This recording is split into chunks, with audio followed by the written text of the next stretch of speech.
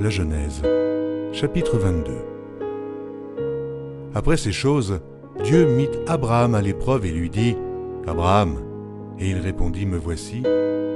Dieu dit « Prends ton fils, ton unique, celui que tu aimes, Isaac.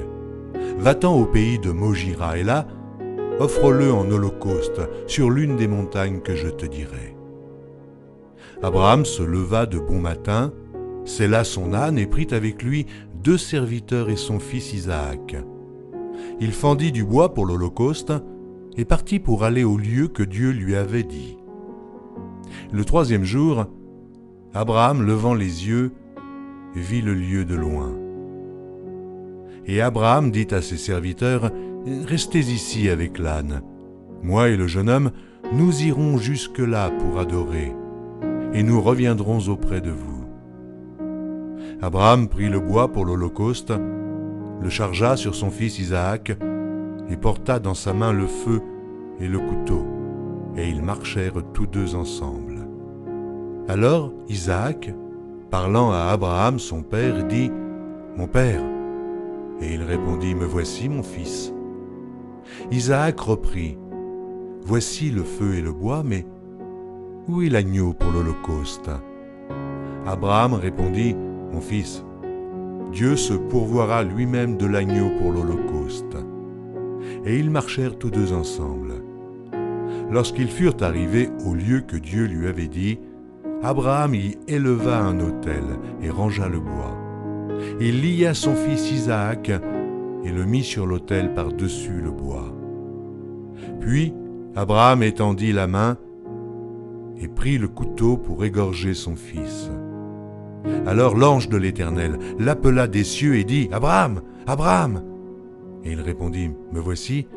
L'ange dit « N'avance pas ta main sur l'enfant et ne lui fais rien, car je sais maintenant que tu crains Dieu et que tu ne m'as pas refusé ton fils unique. » Abraham leva les yeux et vit derrière lui un bélier retenu dans un buisson par les cornes. Et Abraham alla prendre le bélier et l'offrit en holocauste à la place de son fils. Abraham donna à ce lieu le nom de Jéhovah-Jiré.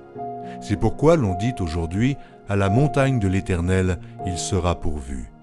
L'ange de l'Éternel appela une seconde fois Abraham des cieux et dit, « Je le jure par moi-même, parole de l'Éternel, parce que tu as fait cela et que tu n'as pas refusé ton fils, ton unique, je te bénirai et je multiplierai ta postérité comme les étoiles du ciel et comme le sable qui est sur le bord de la mer, et ta postérité possédera la porte de ses ennemis.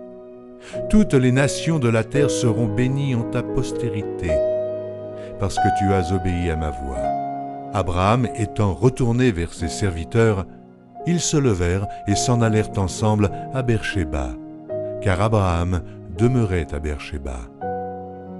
Après ces choses, on fit à Abraham un rapport en disant « Voici, Milca a aussi enfanté des fils à Nachor, ton frère, Uth, son premier-né, Buz, son frère, Kemuel, père d'Aram, Kesed, Azo, Pildash, Jidlaph et Béduel.